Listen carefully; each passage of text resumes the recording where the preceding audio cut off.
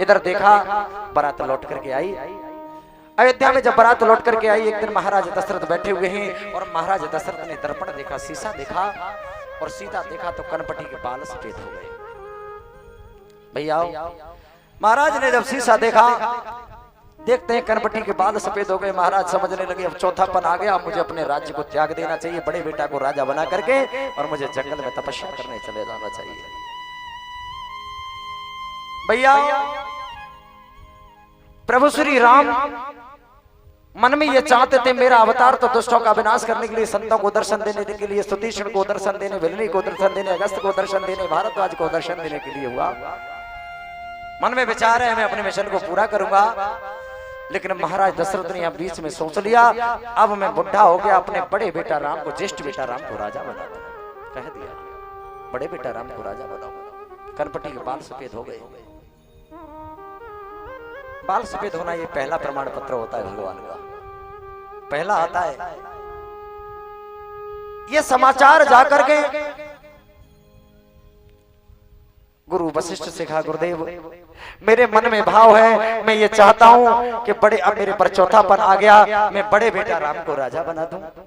गुरु विश्वामित्र कहने लगे राजन आपका विचार उत्तम है, अपने ज्येष्ठ बेटा राम को राजा बना दो। कब बनाओगे? आज नहीं कल। क्या कहा? आज नहीं कल। भैया जब ये कहा आज नहीं मैं कल राजा बनाऊंगा, और ये कल 14 वर्षों के लिए टल जाती है। क्या कहा? कल बनाऊंगा। क्यों? महाराज दशरथ के मन में काम पैदा हो गया, अगर मैं आज राजा बना दूंगा तो रघुवंश की मर्यादा है कि रघुवंश का राजा अपने बेटा को राज्य देकर के उसी दिन जंगल में तपस्या करने चला जाता है, मैं अपनी रानियों से मिल नहीं पाऊंगा। आज की रात मैं अपनी रानी केकई के पास विश्राम करूंगा और कल राजा बना करके जंगल में तपस्या करने के लिए चला जाऊंगा। भैया सुखदेव जी बताते हैं राजन परीक्षित विश्वामित्र गुरु वशिष्ठ से कह दिया गुरुदेव मैं आज नहीं कल राम को राजा बनाऊंगा, कल के लिए कह दिया। जब कल के लिए कहा और महाराज दशरथ रानी केकई के पास में चले गए, केकई के सैन्य कक्ष में चले गए। कुछ वक्त ये कहते हैं और हमें लगभग ये प्रचलन है, वो दुष्टनी कलंकनी केकई, उसको केकई को दुष्टनी कहा जाता है। भैया जिसने भरत जैसे देवता को अपने गर्भ में पैदा किया, जब राम वनवास गए आगे कथा में आप श्रवण करेंगे तो न कोई जन्म लिया अयोध्या में किसी ने, न कोई अयोध्या में मरा जिसने मृत्यु को भी रोक दिया हो। ऐसे भरत, ऐसे देवता भरत को पैदा करने वाली माँ अपने रग रग से सींचा, गर्भ में ही भरत को सींचा, और वो माँ भरत से ज्यादा राम को मानती है। क्या राम को वनवास करवा सकती है? हल्ला हो गया पूरे अवध में, कल राम राजा बनेंगे, कल राम राजा बनेंगे। केला के खंबा गाड़ करके अयोध्या को सुशोभित कर दिया गया, सुंदर सुंदर मंडप सजाए जाने लगे। अयोध्यावासी बड़े खुश हैं, कल हमारे राम राजा बनेंगे। किसी को ये मालूम नहीं ये खुशी मातम में बदल जाएगी। जब ये समाचार प्रभु श्री राम ने सुना कि कल पिताजी मुझे राजा बनाएंगे, तो एक कोने में बैठ करके प्रभु श्री राम फूट फूट करके रोते, खूब रोए। और ये समाचार, ये रोने की आवाज केकई का पड़ोस में कक्ष है, केकई के कक्ष में पहुंच जाती है। केकई तोड़ करके आई, बेटा तेरी आंखों से आंसू, आज से पहले मैंने एक बार ही तुझे रोते देखा जब शिव दर्शन करने के लिए आई, उसके बाद तो कभी रोया नहीं। और आज भगवान राम फूट के मैया से चिपक जाते, फूट फूट करके रोते, माँ अब मेरे रोने को कोई बंद नहीं कर सकता, मैं ऐसे ही रोता रहूंगा। अगर माँ रोने को कोई बंद करेगा तो इस दुनिया में कोई है तो मेरी केकई माँ है जो मेरे रोने को बंद करेगी। मैया ने वक्त स्थल से प्रभु श्री राम को लगा लिया, बेटा अगर तेरी माँ अपना सर्वस्व बलिदान करने के बाद तेरे आंखों के आंसू को बंद करेगी तो ये करने के लिए तेरी माँ तैयार है। बोले माँ जो बात मैं कहूँ तेरी और मेरी बात को कोई दुनिया का आदमी जान ना पाए, नहीं तो लीला में विक्षेप हो जाएगा। कहो मैया देवासुर संग्राम के पिताजी के 2 वरदान पिताजी पर तुम्हारे धरोहर के रूप में हैं, और मैंने सुना है कल पिताजी मुझे राजा बना देंगे, और मेरा अवतार जब जब हो धर्म की हानि बाढ़े असुर अधम अभिमानी, तब तब प्रभु धर विविध शरीरा हारे कृपा निध सज्जन पीरा। मेरा तो संतों को दर्शन देने के लिए अवतार हुआ और मैया मेरा अवतार फीका हो जाएगा। तो देवासुर संग्राम के जो पिताजी पर धरोहर के रूप में 2 वरदान हैं, वे दोनों वरदान मांग लो। पहले में मुझे वनवास करवा देना और दूसरे में मैं वन को जाऊंगा। माता वेदवती और मटक ऋषि, जिनको अंधी अंधा कहते हुए भगवान जानते थे सांप लगा हुआ है, पिताजी का मरण होगा, मुझे लौटना पड़ेगा, इसलिए भरत को गद्दी और मांगना। पहले में वनवास और दूसरे में भैया भरत को राज सिंहासन राजा मांग लेना। के कहती बेटा मुझे दुनिया दुष्टनी और कलंकनी कहे मैं तुझे वनवास करवा दूंगी, लेकिन मेरी एक शर्त है कि तुझे कौशल्या के गर्भ से नहीं, मेरी कोख से जन्म लेना पड़ेगा। भगवान बोले माँ तू चिंता मत कर, मैं तुझे वचन देता हूँ, मैं जन्म ले लूंगा, परंतु दूध तेरा नहीं पीऊंगा, दूध में अपनी माँ का ही पीऊंगा, जन्म तो ले दूंगा। यही केकई आकर के देवकी बनी, जन्म लिया, परंतु मेरे प्रभु ने दूध नहीं पिया। और कौशल्या आकर के यशोदा बनी, अपनी माँ का दुग्ध पान किया। दोनों में बात तय हो गई। हम लोग भजन गाते, मेरा आपकी कृपा से सब काम हो रहा है और करते हो तुम कन्हैया मेरा नाम हो रहा है। वनवास राम ने किया, वनवास राम ने खुद लिया और नाम केकई का हो गया, कह दिया। केकई अपने सैन्य कक्ष में जाती है, मंत्रा को दरवाजे पर बिठा देती है। महाराज दशरथ रानी से मिलने के लिए आए, मंत्रा ने इशारा कर दिया चले जाओ, रानी कोप भवन में है।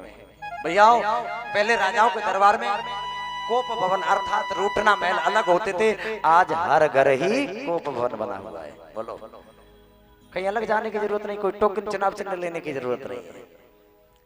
इशारा कर दिया चले जाओ, कोप भवन में है, महाराज कोप भवन में है।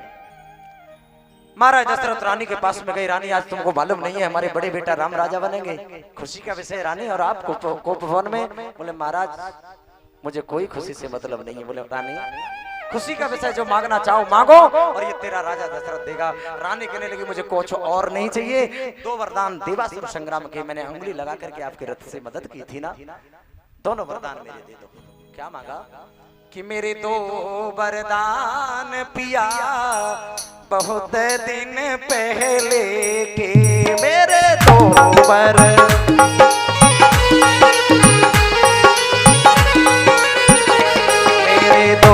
वरदान पिया बहुत दिन पहले के, मेरे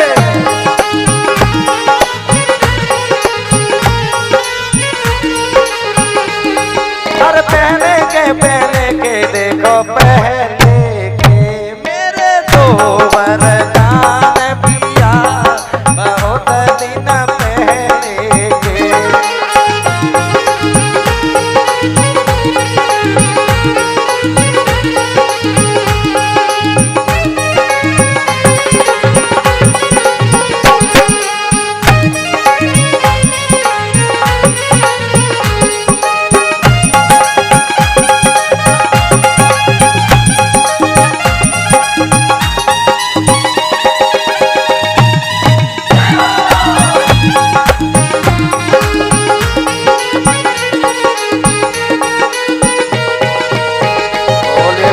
भगवान की देना चाहते हो इस खुशी के अवसर पर, अगर देना चाहते हो मेरे दोनों वरदान दे दो।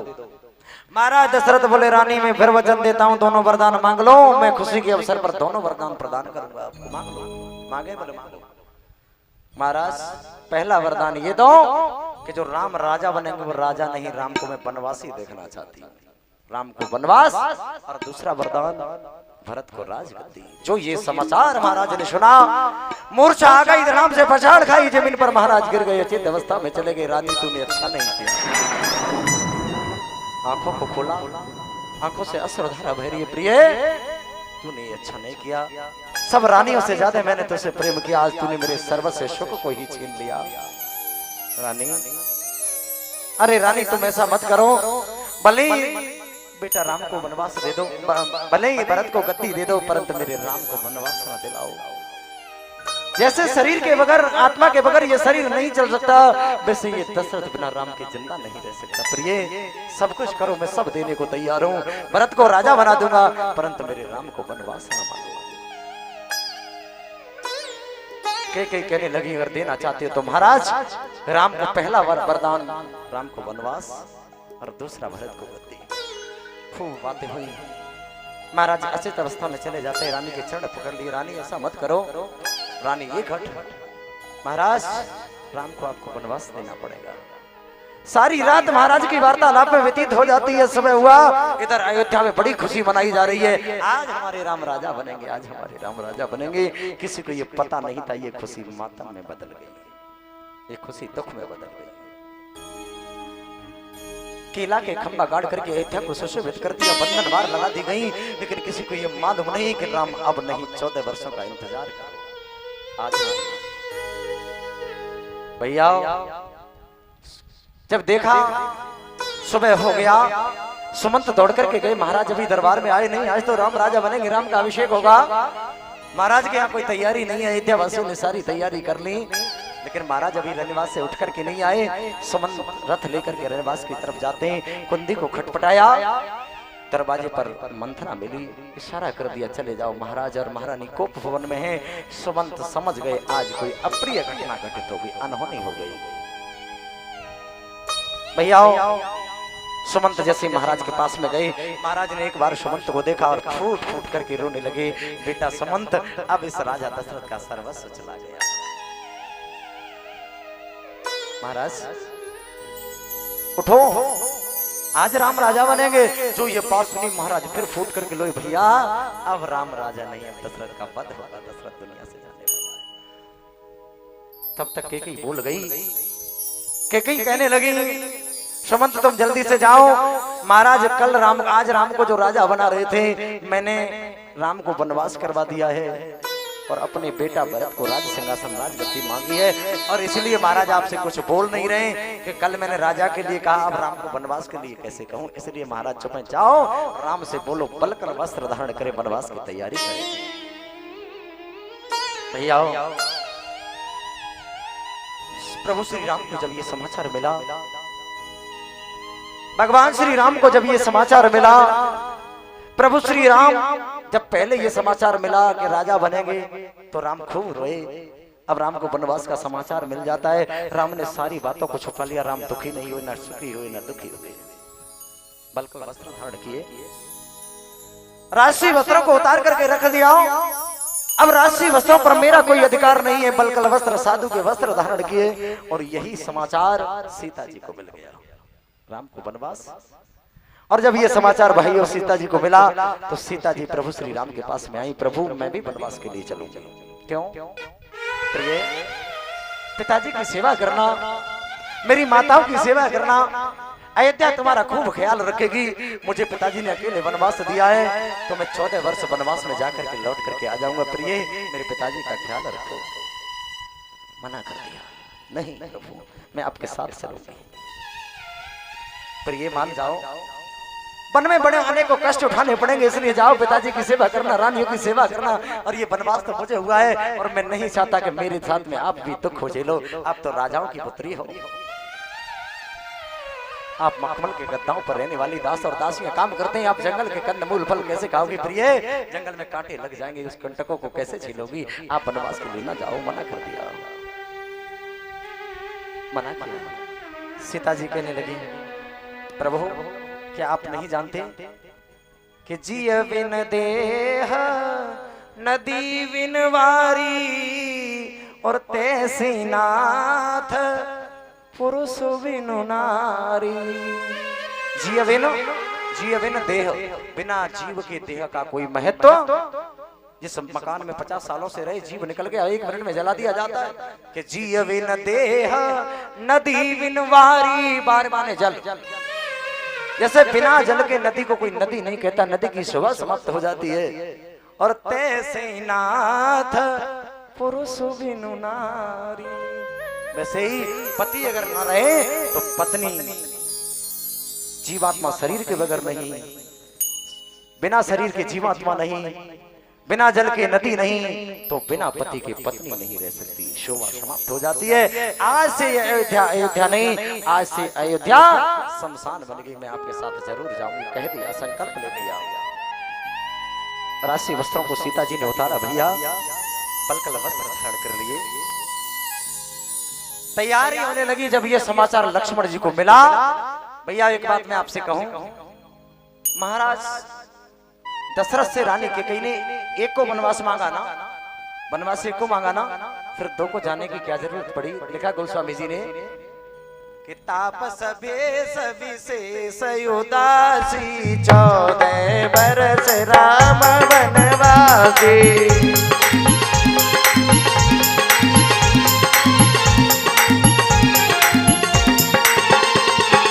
तापस भेष विशेष उदासी 14 बरस राम वनवासी।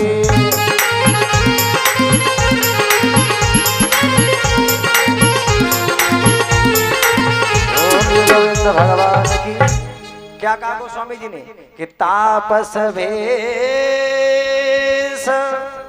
विशेष उदासी और 14 बरस राम वनवासी। एक ही चौपाई में तीनों को वरदान वनवास मांग लिया, तीनों को वनवास। तापस भेष, तापस प्रभु श्री राम का तपस्वी वेश। विशेष धन शेष, शेष के अवतारी कौन है? लक्ष्मण। ताप धन शेष, संधि विच्छेद करो। ताप धन शेष के अवतारी लक्ष्मण। धन दासी तापस वेश विशेष उदासी। दासी सीता जी को कहा है। एक ही चौपाई में तीनों को वनवास मांग लिया। तापस वेश विशेष उदासी और 14 वर्ष राम वनवासी। सीता जी तैयार हो गई। प्रभु मैं नहीं रुकूंगी। खूब समझाया, खूब समझाया। प्रिय बड़ा कष्ट उठाना पड़ेगा, जंगल को न जाओ। खूब समझाया कि मानो बात हमारी बन को मत जाओ, जनक दुलारी बन को मत जाओ।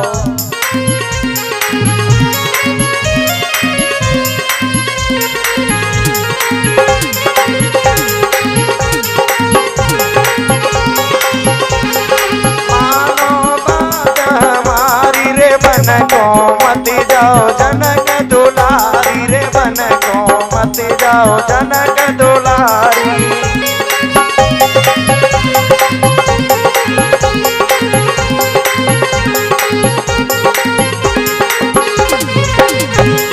पैदल पैदल सिया चलनो पड़ेगो, पैदल पैदल सिया चलनो पड़ेगो।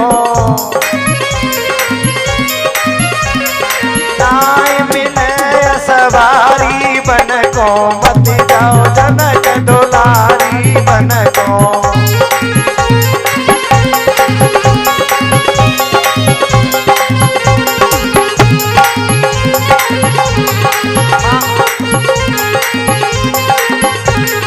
मानो बात हमारी बन को मत जाओ जनक दुलारी।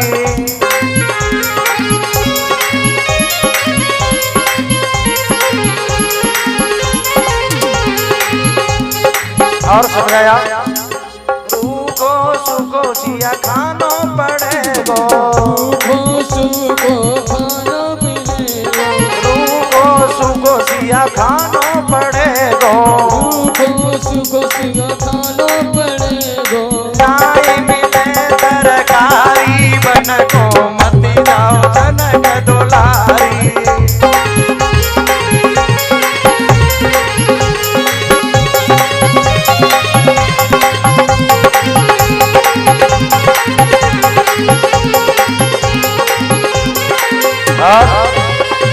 धरती पे सिया सोनो पड़ेगो, धरती पे सिया सोनो पड़ेगो, धरती पे सिया सोना पड़ेगा, धरती पे सिया सोनो पड़ेगो।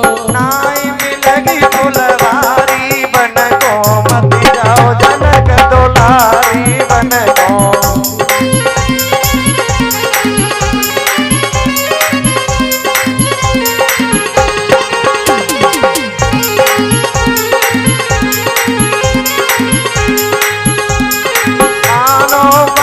हमारी रे बन को मत जाओ जनक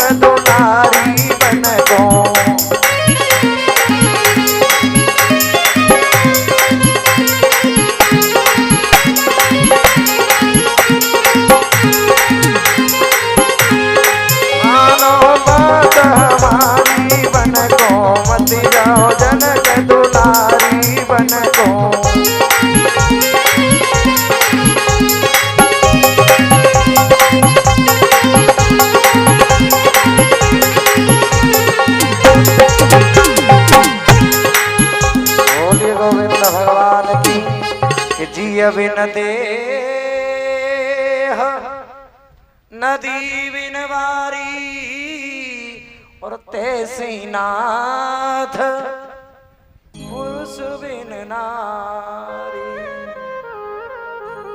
महाराज, बिना जीवात्मा के शरीर को कोई नहीं पूछता, बिना जल के नदी को कोई नहीं जानता, तो बिना पत्नी के पति को, बिना पति के पत्नी को कोई नहीं पूछता। महाराज, मैं नहीं रुकूंगी, आज से अयोध्या शमशान बन गई, मैं अयोध्या में नहीं रहूंगी। महाराज ने स्वीकृति दे दी और सीता जी ने भी वो राजसी वस्त्र उतारे, बलकल वस्त्र धारण कर लिए। भैया, वस्त्र उतार करके बलकल वस्त्र धारण किए। ये समाचार लक्ष्मण जी को मिला, और जब ये समाचार लक्ष्मण जी को मिला, लक्ष्मण जी अपनी माँ के पास में जाते हैं। माँ के पास में पहुंचे, माँ से कहने लगे, माँ क्या तुम्हें मालूम है बड़े भैया राम और सीता वनवास के लिए जा रहे हैं, और भैया वनवास को जाएंगे तो मैं भी अवध में नहीं रहूंगा, मैं भैया की सेवा करने जाऊंगा, और माँ हो तो माँ सुमित्रा जैसी हो। कह दिया, लक्ष्मण वनवास तो तुम चले जाओ, एक बात याद रखना, अगर तुम वनवास में जाओगे और तुम्हारी बड़ी भाभी माँ, तुम्हारी माँ वैदेही बड़े भैया के साथ में जाएंगे, तुम्हारे मन में उनके प्रति को विचार ना आ जाए, कभी ये ना सोच लो कि मैं अपनी पत्नी को घर पे छोड़ करके आया और भैया अपनी भाभी को लेकर के साथ में आए, उनके प्रति को विचार ना आ जाए। लक्ष्मण जी बोले, माँ तुम ये कहती हो कि भैया के प्रति को विचार आ जाएंगे, जब तक मैं जागता रहूंगा तब तक तो कोई विचार आएंगे नहीं, और सोने के बाद आदमी अपना नियंत्रण खो देता है, अपना संतुलन खो देता है। तो जा संकल्प लेता है ये लक्ष्मण तेरे सामने 14 वर्षों तक सोएगा, केवल एक स्वप्न के लिए भैया के प्रति को विचार ना आ जाए। संकल्प ले लिया, तेरा लक्ष्मण 14 वर्षों नहीं सोएगा, पहली रात नींद की अयोध्या में और दूसरा अंत भी अयोध्या में ही होगी। कह दिया भैया। जब ये कहा, माता सुमित्रा समझाने लगी, बेटा आप ये बताओ, जब मेरी याद आएगी तब क्या करोगे, पिता की याद आएगी तब क्या करोगे, और शबद की याद आएगी तब क्या करोगे। हाथ जोड़ करके लक्ष्मण जी खड़े, माँ जब तुम्हारी याद आएगी, हाँ जब मेरी याद आए ना बेटा, सुन मेरी बात याद रखना, जब मेरी याद आए कि तात तुम्हारे मात वैदेही और पिता राम सब भांति स्नेही।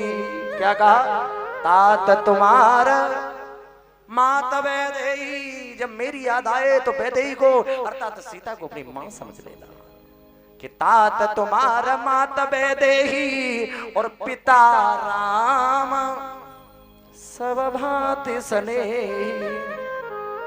मेरी याद आए, भाभी को अपनी मां समझ लेना, भाभी मां होती है, और जब पिता की याद आए तो बड़ा भाई पिता होता है, उसको अपना पिता समझ लेना। और जब इस अवध की याद आए तब कि अवध जहां तहां राम निवासु, और 23 दिवस जहां भानु प्रकाशु। बेटा अयोध्या की याद आए, मैं आपसे एक निवेदन करूं भाई बहन, कोई मंदिर बनवा दे और उसमें मूर्ति न बनवाए तो कोई पूजा करने जाएगा क्या, और कोई मंदिर न बनवाए, मैं तो मंदिर का नहीं है, मैं तो मूर्ति का है, मैं तो भगवान की चर्चा का है। कोई मंदिर बनवाए न बनवाए और ठाकुर जी की मूर्ति या भगवान श्री राम की मूर्ति को झोपड़ी में स्थापित कर दे, बोलो पूजा करने दुनिया जाएगी कि नहीं जाएगी। वही बात कहती है बेटा, अवध जहां तहां राम निवासु, जहां पर राम जिस झोपड़ी के अंदर निवास करें वो झोपड़ी झोपड़ी नहीं रह जाती, वो अयोध्या बन जाएगी, वो संगमरमर की अयोध्या बन जाती है।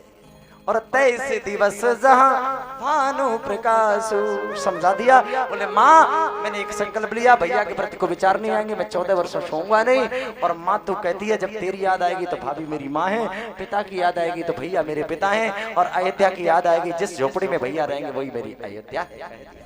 तीनों ने बलकल वस्त्र धारण किए और तीनों जंगल के लिए चल दिए। अयोध्या में जब ये समाचार मिला, अयोध्या में मातम छा गया, किला के खंभा कमोरे झुकने लगे, अयोध्या में कोई अप्रिय घटना घटित हो गई, मानो ये लगता है अयोध्या का सर्वस्व बलिदान हो गया। सारे अयोध्यावासी बोले अगर प्रभु बेटा राम वनवास के लिए जाएंगे तो हम भी ऐसे अयोध्या में नहीं रहेंगे, आज से हमारे लिए भी ये शमशान बन गई। सारे अवधवासी प्रभु श्री राम के साथ में तैयार हो गए।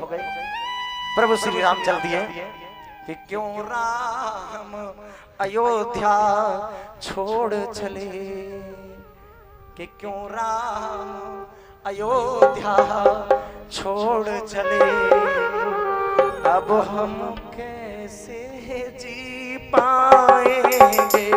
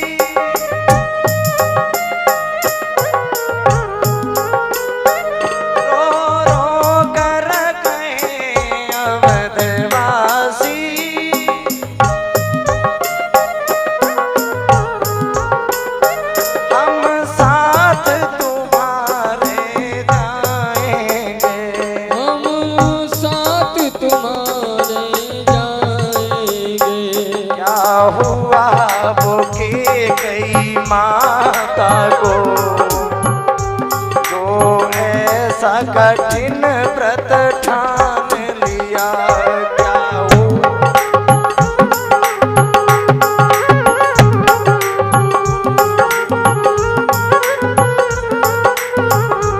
महाराज ने भी सोचा है नहीं,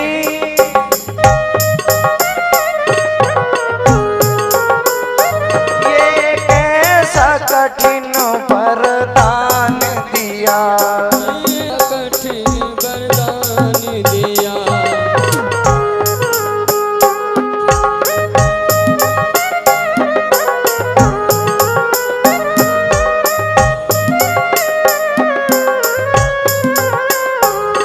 सीता लक्ष्मण भी साथ चले, ये वन में कष्ट उठाएंगे।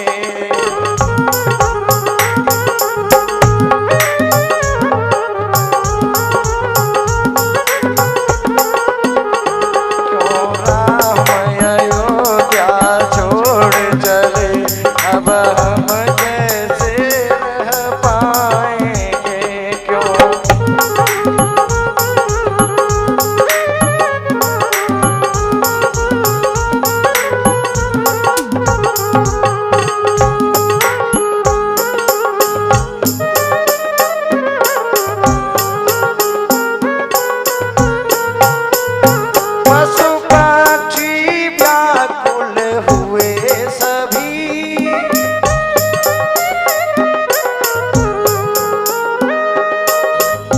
पशु पक्षी व्याकुल हुए सभी,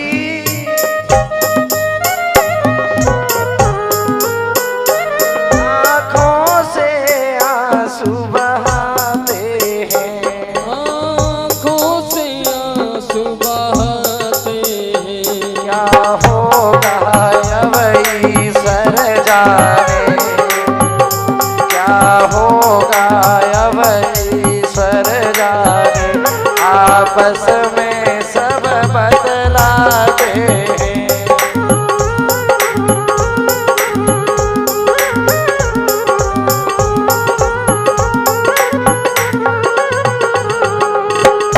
देखें बेहाल प्रजा सारी, जब भरत अयोध्या आएंगे।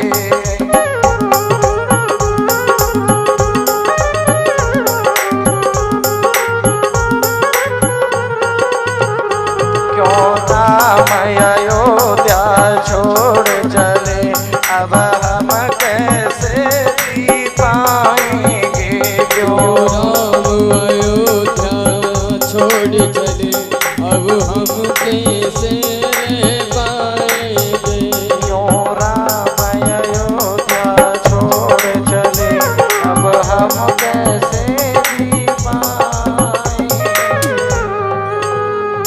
सारी प्रजा रो रही है, आंखों से अश्रुधारा बहती है। प्रभु जब छोड़ करके अयोध्या जाएंगे तो कोई भी अयोध्या में पशु पक्षी भी नजर नहीं आएगा, वो भी प्रभु के साथ जाएंगे।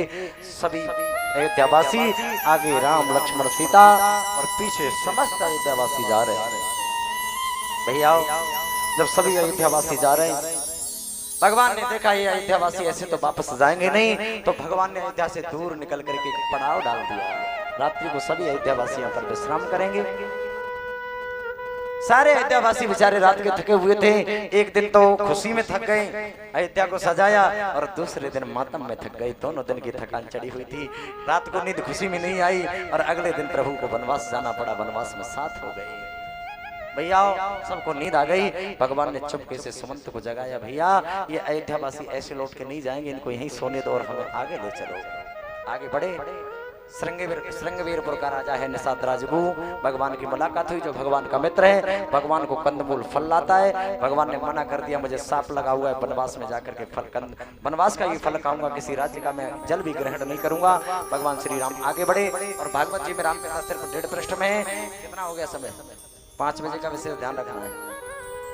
4 बज गए, 1 घंटे का समय बाकी है। कृष्ण अवतार भी करवाना है, तो मूल बातों को कहते हुए किसी कथा को स्पर्श करेंगे, किसी में डुबकी लगाएंगे और एकदम पार हो जाएंगे। बोलिए गोविंद भगवान।